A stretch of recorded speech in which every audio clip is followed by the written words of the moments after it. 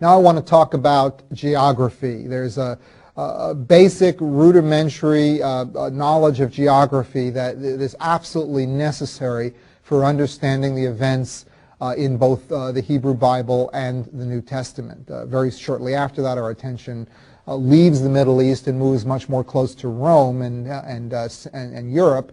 But during this early part of the semester, a geography of this region of the world is absolutely necessary. So I'm going to go over a few things now that I think you need to know. First, the terms. This particular region of the world, which in modern times we call the Middle East, when historians talk about it in terms of the period of the Israelites, it's called the ancient Near East.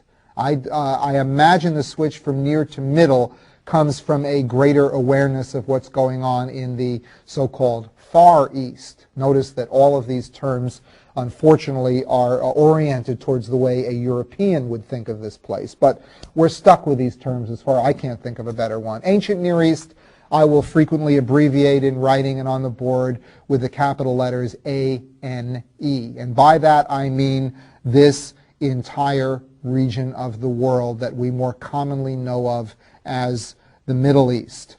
Now, there are two maps that I want you to see in succession. The first is a map of the modern world of the Middle East, because I want you to get a certain recognition of the countries. You'll notice here, for instance, that there is the modern country of Egypt, Israel, Syria, Lebanon, and over a little bit further to your right, to the east, is the modern country of Iraq. You move north a bit and you get really outside of the Middle Eastern region, the country of Iran. This is the modern Middle East.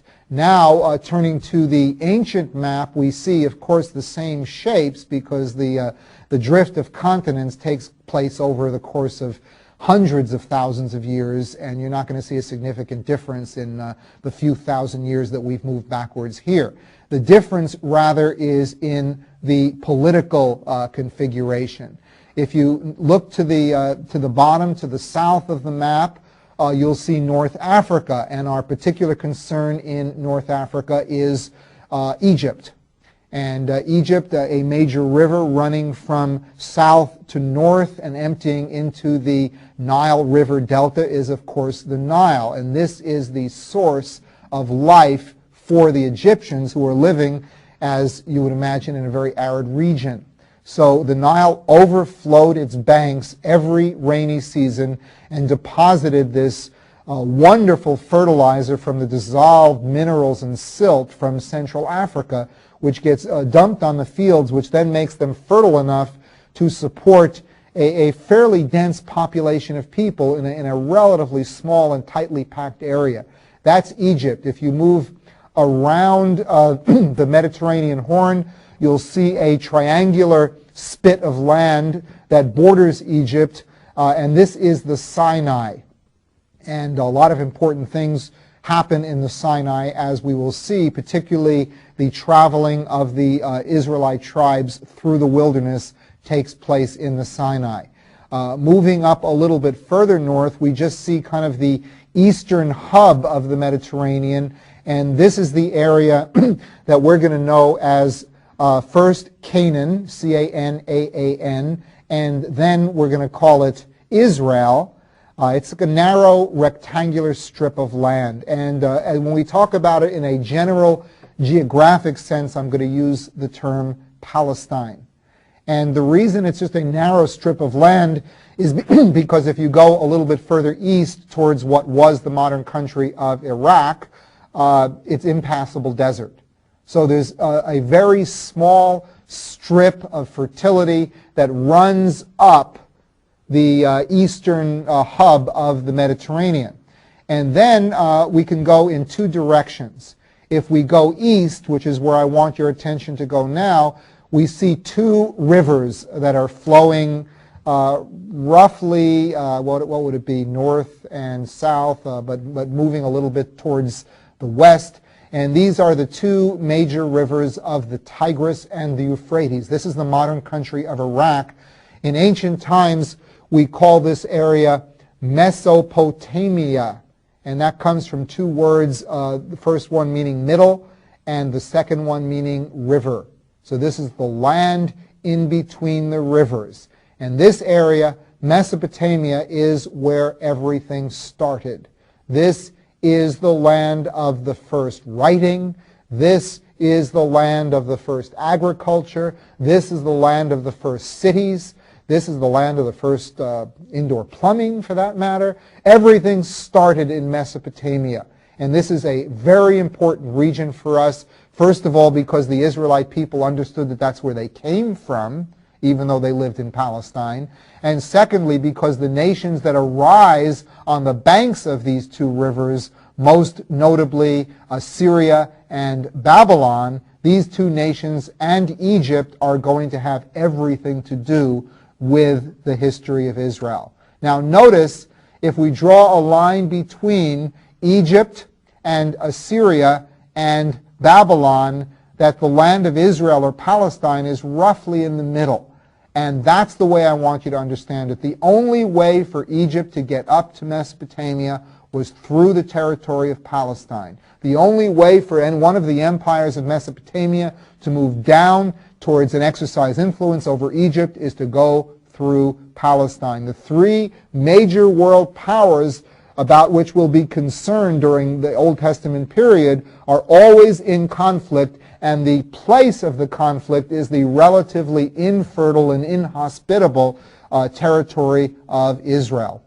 If we move up and go to the west, we get to what is the modern country of Turkey, what was the ancient empire of the Hittites, who by the time of the Hebrew Bible period are of no significant consequence at all, and nothing really important happens in that period until we get to the New Testament. Okay, now I want to move to another and a more schematic map. We have here a long skinny rectangle which represents the land of Palestine. And I want you to understand here that Palestine has four distinct geographic regions going from west to east, and I want to talk about each of them in their turn. The first region is a relatively flat region right on the coast, some fertile territory here, some but not many natural harbors, and this is the landmass that we're going to call the coastal plain. Now, very shortly after we get to the end of that plain, the land rises rather dramatically, first in a series of foothills and then into some full-fledged mountainous regions. And what we have here is a central mountainous spine that runs down the whole country from top to bottom, and this we're going to call the Central Highlands. The Central Highlands are the primary place that the Israelites settled when they moved into the land of Canaan. Why is that? Because it's the place that nobody else wanted to live, and it was the easiest place for them to occupy. We move from this Central Highlands to a valley. The valley begins in the north with the sea that's called in the New Testament the Sea of Galilee. In the Old Testament it's not hardly mentioned at all because there were very few Israelites who lived up there. It was called the Sea of Kinneret, but Galilee is fine for us, which empties into a river and on a river valley, and that's the river Jordan. Jordan comes from a Hebrew word that means to go down, and that's what the river does. It goes from one of the highest regions in the land, which we might call today the Golan Heights, southern Syria, and it empties into the lowest land area on the planet, which is the region of the Dead Sea. And it empties into the body of water known as the Dead Sea, and the Dead Sea is called dead because it has no outflow, and all of the dissolved minerals from its trip down from the Golan Heights into this very low area, all those dissolved minerals just collect and collect and collect, and so the water of the Dead Sea, as is the Great Salt Lake in Utah, is completely unlivable. I'm told that if you get it in your eyes, it burns. You dive into it and you bob up like a cork, and there actually are precipitate salt pillars that just rise up out of the Dead Sea. This is one of the only areas of the country where the geography has significantly changed, because in the ancient map there are two lobes of the Dead Sea, a very deep one and a very shallow one, and the modern country of Israel has drained the shallow one completely for its minerals. So notice also a cross-section map of the same region, and you'll see the relative elevation of the coastal plain, the Central Highlands, and now the drop in the Jordan Valley. The final region, which is on the other side, on the eastern side of the Jordan, is known as the Transjordan Plain. And although this is a plain, as is the coastal plain, it's much higher. And this is where we would locate the modern country of Jordan. And the Israelites who lived on this side of the Jordan were really considered to be way, way over in the boonies.